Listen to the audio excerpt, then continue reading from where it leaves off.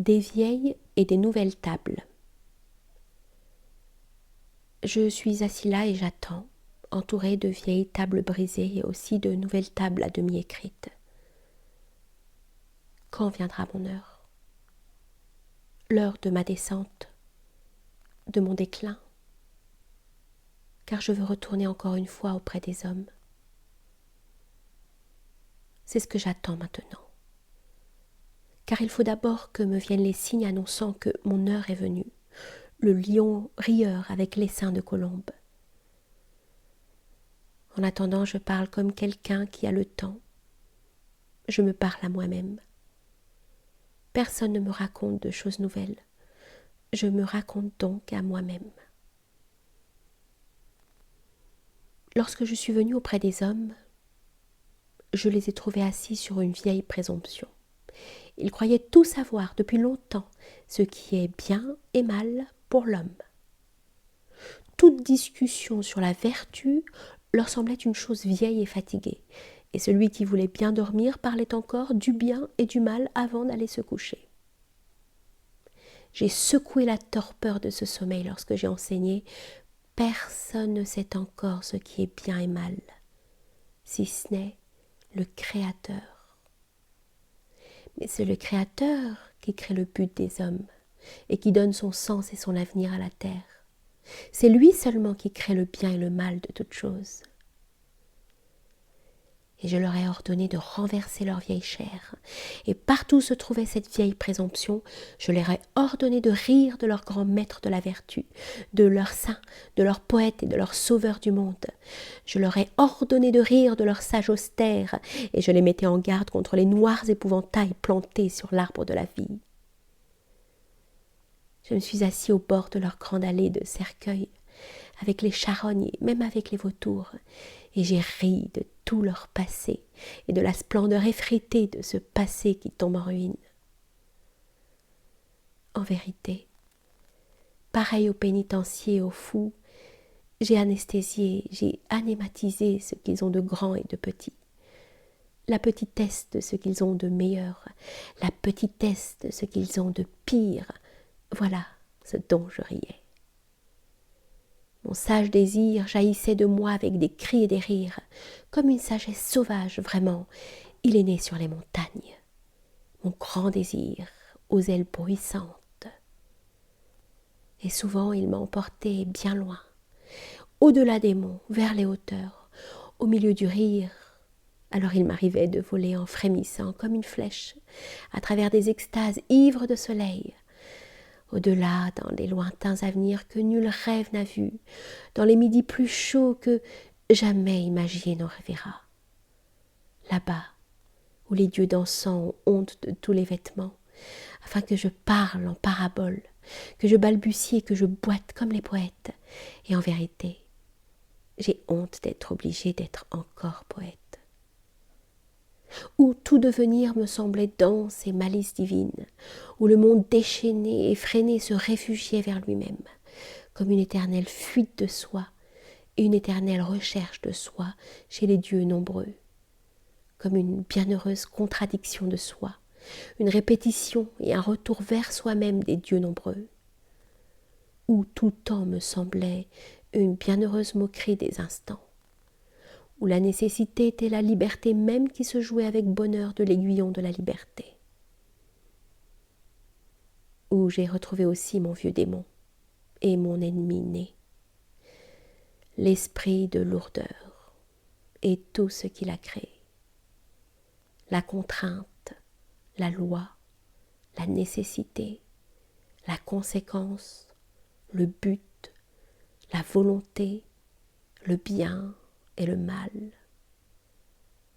Car ne faut-il pas qu'il y ait des choses sur lesquelles on puisse danser et passer? Ne faut-il pas qu'il y ait, à cause de ceux qui sont légers et les plus légers, des taupes et de lourds nains? C'est là aussi que j'ai ramassé sur ma route le mot de surhomme et cette doctrine. L'homme est quelque chose qui doit être surmonté. L'homme est un pont et non un but, se disant bien heureux de son midi et de son soir, une voie vers de nouvelles aurores. La parole de Zarathustra sur le grand midi et tout ce que j'ai suspendu au-dessus des hommes, semblable à un second couchant de pourpre.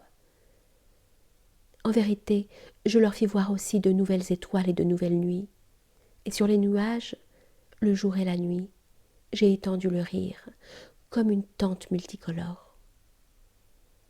Je leur ai enseigné toutes mes pensées, toutes mes aspirations. À réunir et à joindre tout ce qui est chez l'homme n'est que fragments, énigmes, lugubres hasards. En poète, en devineur d'énigmes, en rédempteur du hasard, je leur ai appris à être créateurs de l'avenir et à sauver en créant tout ce qui fut. Sauver le passé dans l'homme et transformer tout ce qui était jusqu'à ce que la volonté dise « Mais c'est ainsi que je voulais que ce fût. C'est ainsi que je le voudrais. » C'est ceci que j'ai appelé le salut pour eux. C'est ceci seul que je leur ai enseigné à appeler salut. Maintenant, j'attends mon salut, afin de retourner une dernière fois auprès d'eux. Car encore une fois, je veux retourner auprès des hommes. C'est parmi eux que je veux disparaître, et en mourant, je veux leur offrir le plus riche de mes dons. C'est du soleil que j'ai appris cela quand il se couche, du soleil trop riche. Il répand alors dans la mer l'or de sa richesse inépuisable, en sorte que même les plus pauvres pêcheurs rament alors avec des rames dorées, car c'est cela que j'ai vu jadis, et tandis que je regardais, mes larmes coulaient sans cesse. Pareil au soleil, Zarathustra lui aussi veut disparaître. Maintenant il est assis là, à attendre, entouré de vieilles tables brisées, de nouvelles tables à demi écrites. Regardez, voici une nouvelle table. Mais où sont mes frères qui la porteront avec moi dans la vallée et dans les cœurs des chers?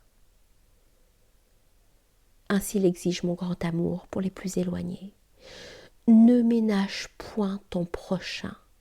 L'homme est quelque chose qui doit être surmonté. On peut arriver à se surmonter par des chemins et des moyens nombreux. C'est à toi à y parvenir. Mais le bouffon seul pense on peut aussi sauter par-dessus l'homme. Surmonte-toi toi-même, même dans ton prochain. Il ne faut pas te laisser donner un droit que tu es capable de conquérir. Ce que tu fais, personne ne peut le faire à son tour. Voici, il n'y a pas de récompense. Celui qui ne peut pas se commander à soi-même doit obéir. Et il y en a qui savent se commander, mais il s'en faut encore de beaucoup qu'ils sachent aussi s'obéir. Telle est la manière des âmes nobles. Elles ne veulent rien avoir pour rien, et moins que toute autre chose, la vie. Celui qui fait partie de la populace veut vivre pour rien, mais nous autres, à qui la vie s'est donnée, nous réfléchissons toujours à ce que nous pourrions donner de mieux en échange.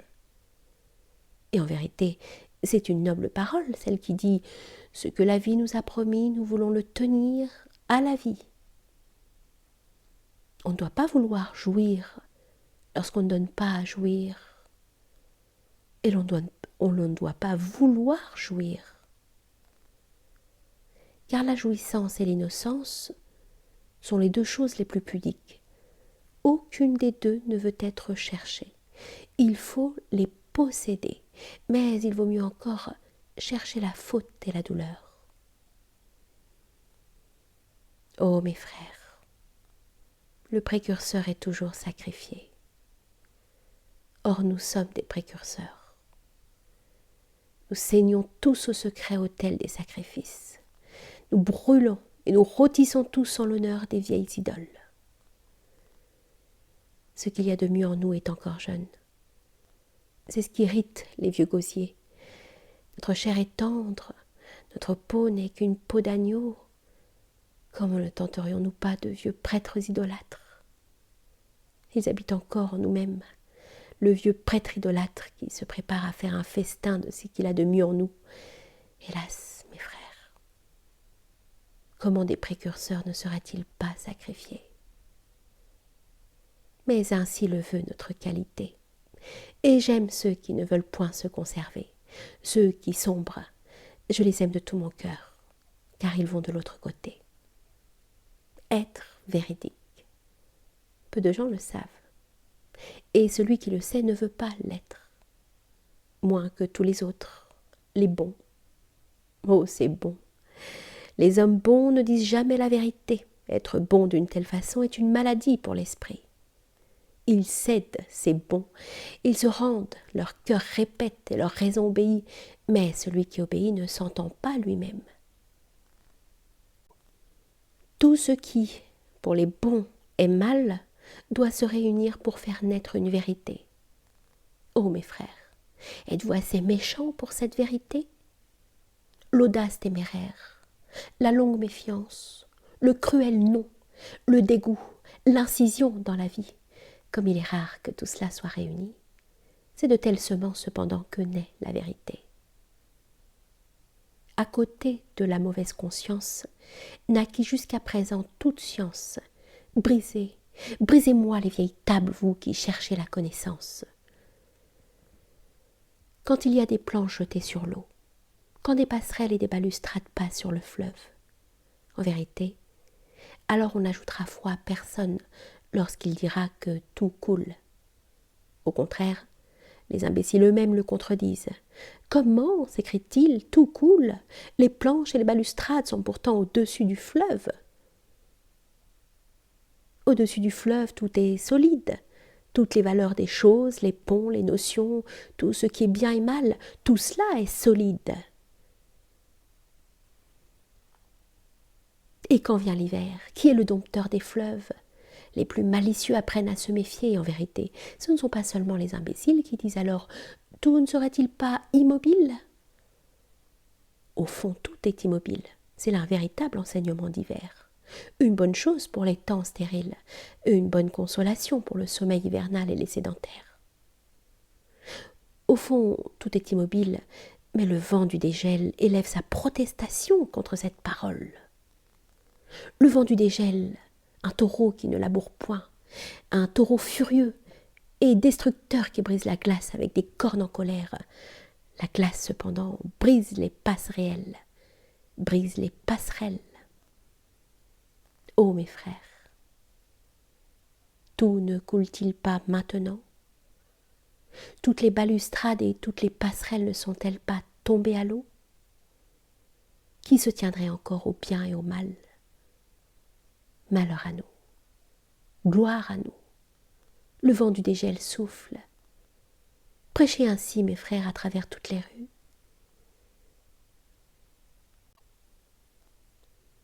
Il y a une vieille folie qui s'appelle bien et mal. La roue de cette folie a tourné jusqu'à présent autour des devins et des astrologues. Jadis, on croyait aux devins et aux astrologues, et c'est pourquoi l'on croyait que tout était fatalité. Tu dois, car il le faut. Puis on se méfia de tous les devins et de tous les astrologues, et c'est pourquoi l'on crut que tout était liberté. Tu peux, car tu veux. Oh mes frères, sur les étoiles et sur l'avenir, on n'a fait jusqu'à présent que des suppositions sans jamais savoir. Et c'est pourquoi sur le bien et le mal, on n'a fait que des suppositions sans jamais savoir.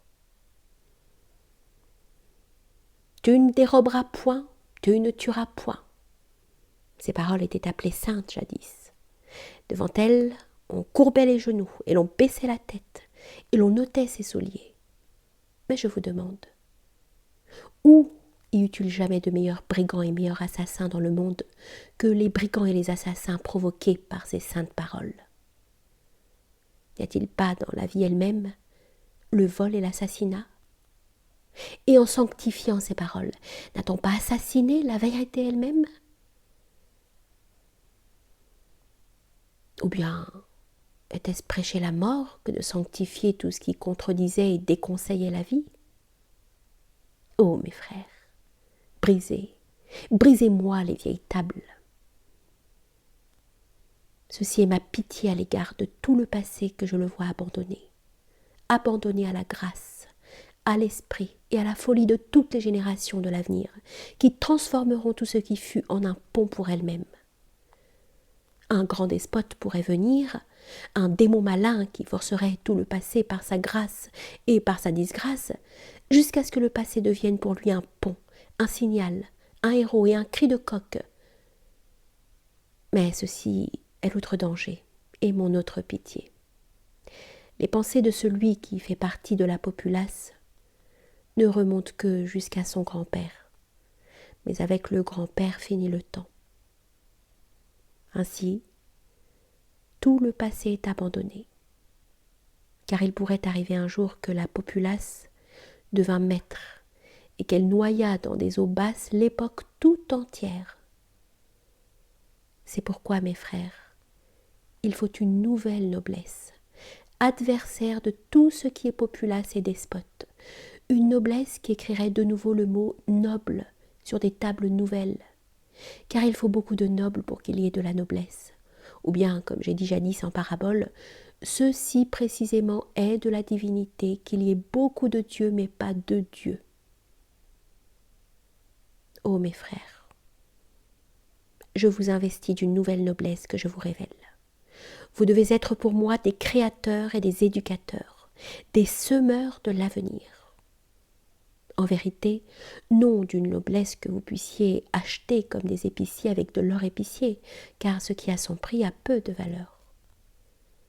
Ce n'est pas votre origine qui sera dorénavant votre honneur, mais c'est votre but qui vous fera honneur. Votre volonté, votre pas en avant qui veut vous dépasser vous-même, que ceci soit votre nouvel honneur. En vérité, votre honneur n'est pas d'avoir servi un prince, qu'importe encore les princes, ou bien d'être devenu le rempart de ce qui est, afin que ce qui est soit plus solide. Non que votre race soit devenue courtisane à la cour, et que vous ayez appris à être multicolore comme le flamand, debout pendant de longues heures sur les bords plats de l'étang, car savoir se tenir debout est un mérite chez les courtisans. Et tous les courtisans croient que la permission d'être assis sera une des félicités dont ils jouiront après la mort. Ce n'est pas non plus qu'un esprit qu'ils appellent saint ait conduit vos ancêtres en des terres promises que je ne loue pas, car dans le pays où a poussé le pire de tous les arbres, la croix, il n'y a rien à louer. Et en vérité, quel que soit le pays où ce Saint-Esprit ait conduit ses chevaliers, le cortège de ces chevaliers était toujours précédé de chèvres, d'oies, de fous et de toquets. Ô mes frères, ce n'est pas en arrière que votre noblesse doit regarder, mais au dehors. Vous devez être des expulsés de toutes les patries, de tous les pays de vos ancêtres. Vous devez aimer le pays de vos enfants. Que cet amour soit votre nouvelle noblesse. Le pays inexploré dans les mers lointaines, c'est lui que j'ordonne à vos voiles de chercher et de chercher encore. Vous devez racheter auprès de vos enfants d'être les enfants de vos pères. C'est ainsi que vous délivrerez tout le passé. Je place au-dessus de vous cette table nouvelle. Pourquoi vivre? Tout est vain. Vivre, c'est battre de la paille. Vivre, c'est se brûler et ne pas arriver à se chauffer. Ces bavardages vieillis passent encore pour de la sagesse. Et ils sont vieux, ils sentent leur enfermer. C'est pourquoi on les honore davantage. La pourriture, elle aussi, rend noble. Des enfants peuvent ainsi parler. Ils craignent le feu car le feu les a brûlés. Il y a beaucoup d'enfantillage dans les vieux livres de la sagesse. Et celui qui bat toujours la paille, comment aurait-il le droit de se moquer lorsqu'on bat le blé? On devrait bâillonner de tels fous. Ceux-là se mettent à table et n'apportent rien, pas même une bonne faim. Et maintenant ils blasphèment. Tout est vain. Mais bien manger et bien boire, mes frères, ça n'est en vérité pas un art vain. Brisez-moi les tables des éternels mécontents. Pour les purs, tout est pur. ainsi parle le peuple. Mais moi, je vous dis, pour les porcs, tout est porc. C'est pourquoi les exaltés, les humbles qui inclinent leur cœur prêchent ainsi. Le monde lui-même est un monstre fangeux. Car tous ceux-là ont l'esprit malpropre. Surtout ceux qui n'ont ni trêve ni repos, qu'ils n'avaient vu le monde par derrière, ces hallucinés de l'arrière-monde. C'est à eux que je le dis en plein visage, quoique cela choque la bienséance. En ceci le monde ressemble à l'homme, il a un derrière, ceci est vrai. Il y a dans le monde beaucoup de fanges, ceci est vrai, mais ce n'est pas à cause de cela que le monde est un monstre fangeux. La sagesse veut qu'il y ait dans le monde beaucoup de choses qui sentent mauvais. Le dégoût lui-même crée des ailes et des forces qui pressentent des sources. Les meilleurs ont quelque chose qui dégoûte, et le meilleur même est quelque chose qui doit être surmonté. Mes frères, il est sage qu'il y ait beaucoup de fanges dans le monde. J'ai entendu de pieux hallucinés de l'arrière-monde dire à leur conscience des paroles comme celle-ci, et en vérité sans malice ni raillerie, quoiqu'il n'y ait rien de plus faux sur la terre ni rien de pire. Laissez donc le monde être le monde, ne remuez même pas le petit doigt contre lui. Laissez les gens se faire étrangler par ceux qui voudront, laissez-les se faire égorger, frapper, maltraiter et écorcher, ne remuez même pas le petit doigt pour vous y opposer, cela leur apprendra à renoncer au monde. Et ta propre raison, tu devrais la ravaler et l'égorger. Car cette raison est de ce monde. Ainsi tu apprendrais toi-même à renoncer au monde. Brisez. Brisez-moi, ô mes frères, ces vieilles tables des dévots. Brisez dans vos bouches les paroles des calomniateurs du monde. Qui apprend beaucoup, désapprend tous les désirs violents. C'est ce qu'on se murmure aujourd'hui dans toutes les rues obscures. La sagesse fatigue, rien ne vaut la peine, tu ne dois pas convoiter. J'ai trouvé suspendue cette nouvelle table, même sur les places publiques. Brisez, ô mes frères, brisez même cette nouvelle table. Les gens fatigués du monde l'ont suspendue, les prêtres de la mort et les estaffiers, car voici, c'est aussi un appel à la servilité. Ils ont mal appris. Et ils n'ont pas appris les meilleures choses, tout trop tôt, tout trop vite. Ils ont mal mangé, c'est ainsi qu'ils se sont gâtés l'estomac. Car leur esprit est un estomac gâté, c'est lui qui conseille la mort. Car en vérité, mes frères, l'esprit est un estomac. La vie est une source de joie, mais pour celui qui laisse parler son estomac gâté, le père de la tristesse, toutes les sources sont empoisonnées. Connaître. C'est une joie pour celui qui a la volonté du lion. Mais celui qui est fatigué est sous l'empire d'une volonté étrangère. Toutes les vagues jouent avec lui. Et c'est ainsi que font tous les hommes faibles, et ils se perdent sur leur chemin. Vous ne devez pas vouloir. Ceci cependant est un appel à la servilité. Ô mes frères, Zarathustra arrive comme un coup de vent frais pour tous ceux qui sont fatigués de leur chemin. Bien des nez éternueront à cause de lui. Mon haleine souffle aussi à travers les murs dans les prisons et dans les esprits prisonniers. La volonté délivre, car la volonté est créatrice. C'est là ce que j'enseigne. Et ce n'est que pour créer qu'il vous faut apprendre. Et c'est aussi de moi seulement qu'il vous faut apprendre, à bien apprendre, que celui qui a des oreilles entende. La barque est prête. Elle vogue vers là-bas, peut-être, vers le grand néant. Mais qui veut s'embarquer vers ce peut-être ? Personne de vous ne veut s'embarquer sur la barque de la mort. Pourquoi voulez-vous alors être fatigué du monde ? Fatigué du monde, avant d'être ravi à la terre. Je vous ai toujours trouvé désireux de la terre, amoureux de votre propre fatigue de la terre. Ce n'est pas en vain que vous avez la lèvre pendante, un petit souhait terrestre lui pèse encore? Et ne flotte-t-il dans votre regard pas un petit nuage de joie terrestre que vous n'avez pas encore oublié? Il y a sur terre beaucoup de bonnes inventions, les unes utiles, les autres agréables.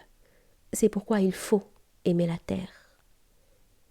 Et quelques inventions sont si bonnes qu'elles sont comme le sein de la femme, à la fois utiles et agréables. Mais vous autres qui êtes fatigués du monde et paresseux, il faut vous caresser de verge. À coups de verge, il faut vous rendre les jambes alertes. Car si vous n'êtes pas des malades et des créatures usées dont la terre est fatiguée, vous êtes de rusés paresseux, ou bien des jouisseurs, des chats gourmands et sournois. Et si vous ne voulez pas recommencer à courir joyeusement, vous devez disparaître. Il ne faut pas vouloir être le médecin des incurables. Ainsi enseigna Zarathustra. Disparaissez donc. Mais il faut plus de courage pour faire un fin, pour faire une fin, qu'un vers nouveau. C'est ce que savent tous les médecins et tous les poètes. Ô mes frères, il y a des tables créées par la fatigue et des tables créées par la paresse pourrie.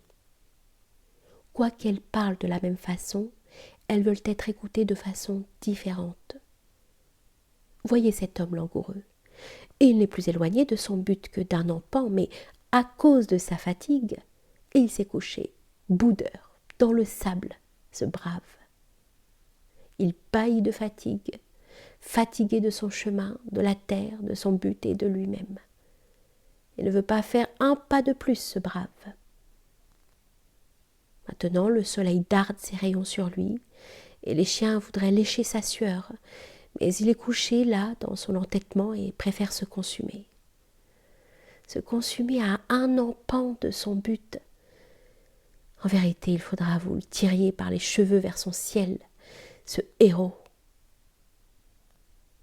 En vérité, il vaut mieux que vous le laissiez là, où il s'est couché, pour que le sommeil lui vienne, le sommeil consolateur, avec un bruissement de pluie rafraîchissante. Laissez-le coucher jusqu'à ce qu'il se réveille de lui-même, jusqu'à ce qu'il réfute de lui-même toute fatigue et tout ce qui on lui enseigne la fatigue. Mais chassez loin de lui, mes frères, les chiens, les paresseux sournois et toute cette vermine grouillante, toute la vermine grouillante des gens cultivés qui se nourrit de la sueur des héros. Je trace des cercles autour de moi et de saintes frontières. Il y en a toujours moins qui montent avec moi sur des montagnes toujours plus hautes. J'élève une chaîne de montagnes toujours plus saintes. Mais où que vous vouliez monter avec moi, mes frères, veillez à ce qu'il n'y ait pas de parasite qui monte avec vous. Un parasite, c'est un ver rampant et insinuant qui veut s'engraisser de tous vos recoins malades et blessés. Et ceci est son art de deviner où les âmes qui montent sont fatiguées. C'est dans votre affliction et dans votre mécontentement, dans votre fragile pudeur qu'il construit son nid répugnant. Là où le fort est faible, là où le noble est trop indulgent, c'est là qu'il construit son nid répugnant. Le parasite habite où le grand a de petits recoins malades. Quelle est la plus haute espèce chez l'être? Et quelle est l'espèce la plus basse? Le parasite est la plus basse espèce, mais celui qui est la plus haute espèce nourrit le plus de parasites. Car l'âme, qui a la plus longue échelle, et qui peut descendre le plus bas, comment ne porterait-elle pas sur elle le plus de parasites?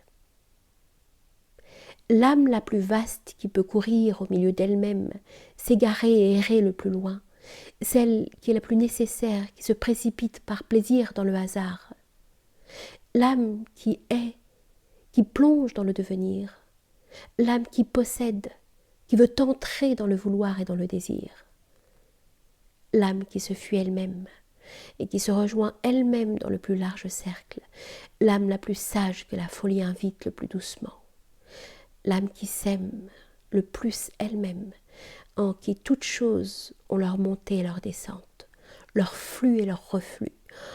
Oh, comment la plus haute âme n'aurait-elle pas les pires parasites? Oh, mes frères, suis-je donc cruel? Mais je vous dis, ce qui tombe, il faut encore le pousser.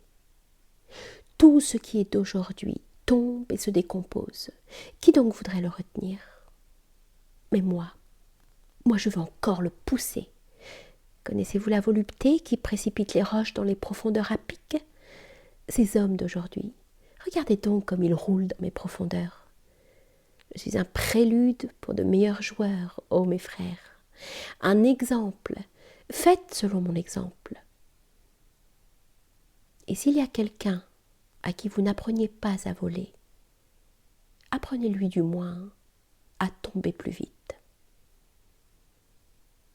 J'aime les braves, mais il ne suffit pas d'être bon sabreur, et il faut aussi savoir qui l'on frappe. Et souvent, il y a plus de bravoure à s'abstenir et à passer, afin de se réserver pour un ennemi plus digne. Vous ne devez avoir que des ennemis dignes de haine, mais point d'ennemis dignes de mépris. Il faut que vous soyez fiers de votre ennemi. C'est ce que j'ai enseigné une fois déjà. Il faut vous réserver pour un ennemi plus digne. C'est pourquoi il y en a beaucoup devant lesquels il faut passer. Surtout devant la canaille nombreuse qui vous fait du tapage à l'oreille en vous parlant du peuple et des nations. Gardez vos yeux de leur pour et de leur contre. Il y a là beaucoup de justice et d'injustice. Celui qui est spectateur se fâche. Être spectateur et frapper dans la masse, c'est l'œuvre d'un instant. C'est pourquoi allez-vous-en dans les forêts et laissez reposer votre épée. Suivez vos chemins et laissez les peuples et les nations suivre les leurs, des chemins obscurs en vérité où nul espoir ne scintille plus. Que l'épicier règne là où tout ce qui brille n'est plus corps d'épicier. Ce n'est plus le temps des rois. Ce qui aujourd'hui s'appelle peuple ne mérite pas de roi. Regardez donc comme ces nations imitent maintenant elles-mêmes les épiciers. Elles ramassent les plus petits avantages dans toutes les balayures. Elles s'épient, elles s'imitent. C'est ce qu'elles appellent le bon voisinage. Oh, bienheureux temps lointain où un peuple se disait « C'est sur d'autres peuples que je veux être maître. » Car, ô mes frères, ce qu'il y a de meilleur doit régner. Ce qu'il y a de meilleur veut aussi régner. Et où il y a une autre doctrine, ce qu'il y a de meilleur fait défaut. Si ceux-ci avaient le pain gratuit, malheur à eux. Après quoi crieraient-ils? De quoi s'entretiendraient-ils si ce n'était de leur entretien? Et il faut qu'ils aient la vie dure. Ce sont des bêtes de proie. Dans leur travail, il y a aussi du rapt. Dans leur gain, il y a aussi de la ruse. C'est pourquoi il faut qu'ils aient la vie dure. Il faut donc qu'ils deviennent de meilleures bêtes de proie, plus fines et plus rusées, des bêtes plus semblables à l'homme, car l'homme est la meilleure bête de proie. L'homme a déjà pris leur vertu à toutes les bêtes. C'est pourquoi de tous les animaux, l'homme a eu la vie la plus dure.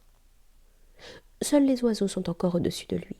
Et si l'homme apprenait aussi à voler, malheur à lui. À quelle hauteur sa rapacité volerait-elle? C'est ainsi que je veux l'homme et la femme. L'un apte à la guerre, l'autre apte à engendrer, mais tous deux aptes à danser avec la tête et les jambes. Et que chaque jour où l'on n'a pas dansé une fois au moins soit perdu pour nous, et que toute vérité qui n'amène pas au moins une hilarité nous semble fausse. Veillez à la façon dont vous concluez vos mariages. Veillez à ce que ce ne soit pas une mauvaise conclusion. Vous avez conclu trop tôt, il s'ensuit donc une rupture. Et il vaut mieux encore rompre le mariage que de se courber de mentir. Voilà ce qu'une femme m'a dit. Il est vrai que j'ai brisé les liens du mariage, mais les liens du mariage m'avaient d'abord brisé moi. J'ai toujours trouvé que ceux qui étaient mal assortis étaient altérés de la pire vengeance. Ils se vengent sur tout le monde de ceux qui ne peuvent plus marcher séparément. C'est pourquoi je veux que ceux qui sont de bonne foi disent « Nous nous aimons, veillons à nous garder en affection », ou bien notre promesse serait-elle une méprise? Donnez-nous un délai, une petite union pour que nous voyions si nous sommes capables d'une longue union. C'est une grande chose que d'être toujours à deux. C'est ainsi que je conseille à tous ceux qui sont de bonne foi. Et que serait donc mon amour du surhomme et de tout ce qui doit venir si je conseillais et si je parlais autrement? Il ne faut pas seulement vous multiplier, mais vous élever, ô mes frères, que vous soyez aidés en cela par le jardin du mariage. Celui qui a acquis l'expérience des anciennes origines finira par chercher les sources de l'avenir et des origines nouvelles. Ô mes frères, il ne se passera plus beaucoup de temps jusqu'à ce que jaillissent de nouveaux peuples, jusqu'à ce que de nouvelles sources mugissent dans leur profondeur. Car le tremblement de terre, c'est lui qui enfouit bien des fontaines et qui crée beaucoup de soif. Il élève aussi à la lumière les forces intérieures et les mystères. Le tremblement de terre révèle des sources nouvelles. Dans le cataclysme de peuples anciens, des sources nouvelles font irruption. Et celui qui s'écrie « Regardez donc, voici une fontaine pour beaucoup d'altérés, un cœur pour beaucoup de langoureux, une volonté pour beaucoup d'instruments. » C'est autour de lui que s'assemble un peuple, c'est-à-dire beaucoup d'hommes qui essayent, qui sait commander et qui doit obéir. C'est ce que l'on essaie là. Hélas, avec combien de recherches, de divinations, de conseils, d'expériences et de tentatives nouvelles. La société humaine est une tentative. Voilà ce que j'enseigne. Une longue recherche, mais elle cherche celui qui commande. Une tentative, ô mes frères, et non un contrat. Brisez-moi de telles paroles qui sont des paroles de cœur lâches et des demi-mesures. Ô mes frères, où est le plus grand danger de tout avenir humain? N'est-ce pas chez les bons et les justes? Chez ceux qui parlent et qui sentent dans leur cœur? Nous savons déjà ce qui est bon et juste, nous le possédons aussi. Malheur à ceux qui veulent encore chercher sur ce domaine.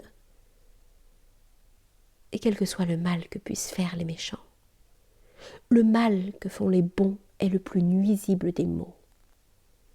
Et quel que soit le mal que puissent faire les calomniateurs du monde, le mal que font les bons est le plus nuisible des maux. Ô mes frères, un jour, quelqu'un a regardé dans le cœur des bons et des justes, et il a dit, ce sont les pharisiens. Mais on ne le comprit point. Les bons et les justes eux-mêmes ne devaient pas le comprendre. Leur esprit est prisonnier de leur bonne conscience. La bêtise des bons est une sagesse insondable. Mais ceci est la vérité. Il faut que les bons soient des pharisiens. Ils n'ont pas de choix. Il faut que les bons crucifient celui qui s'invente sa propre vertu. Ceci est la vérité. Un autre cependant qui découvrit leur pays, le cœur et le terrain des bons et des justes, ce fut celui qui demanda « Qui haïssent-ils le plus ?» C'est le Créateur qu'ils haïssent le plus. Celui qui brise des tables et de vieilles valeurs, le briseur, c'est lui qu'ils appellent criminel. Car les bons ne peuvent pas créer. Ils ont toujours le commencement de la fin. Ils crucifient celui qui écrit des valeurs nouvelles sur des tables nouvelles et sacrifient l'avenir pour eux-mêmes. Ils crucifient tout l'avenir des hommes. Les bons furent toujours le commencement de la fin. Ô mes frères, avez-vous aussi compris cette parole et ce que j'ai dit un jour du dernier homme?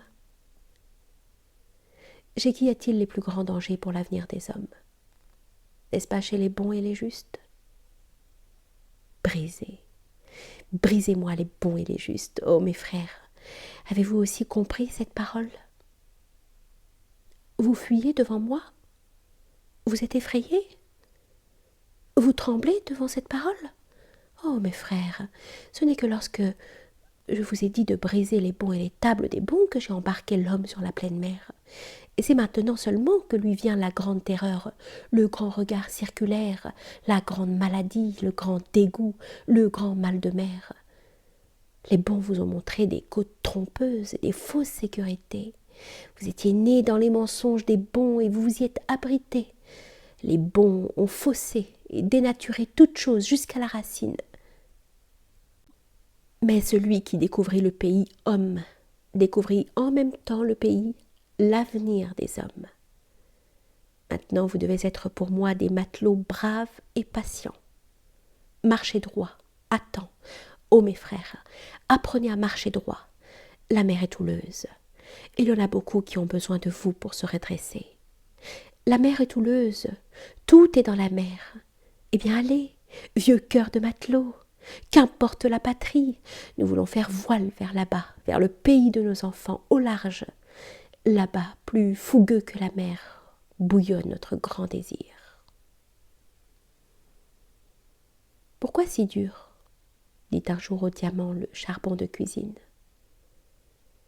Ne sommes-nous pas proches parents ? Pourquoi si mou ? Oh mes frères, je vous le demande.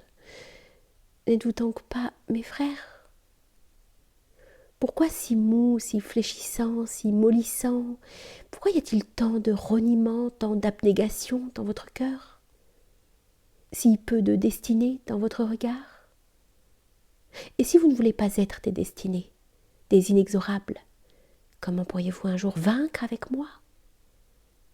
Et si votre dureté ne veut pas étinceler et trancher et inciser, comment pourriez-vous un jour créer avec moi ?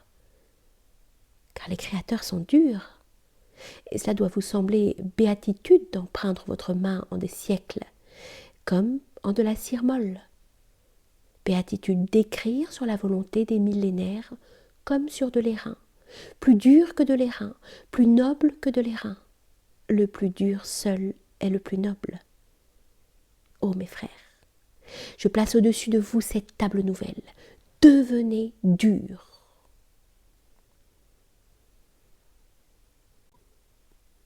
Ô toi ma volonté, trêve de toute misère, toi ma nécessité, garde-moi de toutes les petites victoires. Hasard de mon âme que j'appelle destinée, toi qui es en moi et au-dessus de moi, garde-moi et réserve-moi pour une grande destinée.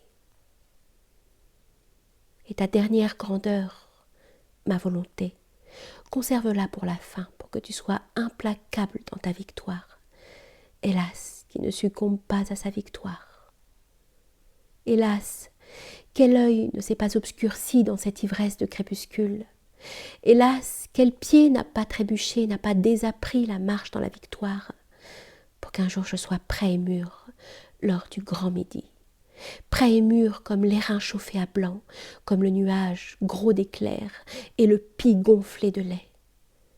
Prêt à moi-même et à ma volonté la plus cachée, un arc qui brûle de connaître sa flèche, une flèche qui brûle de connaître son étoile, une étoile prête et mûre dans son midi, ardente et transpercée, bienheureuse de la flèche céleste qui la détruit, soleil elle-même et implacable volonté de soleil, prête à détruire dans la victoire.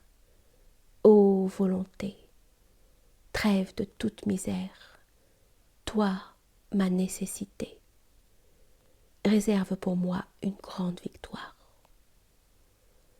Ainsi parlait Zarathustra.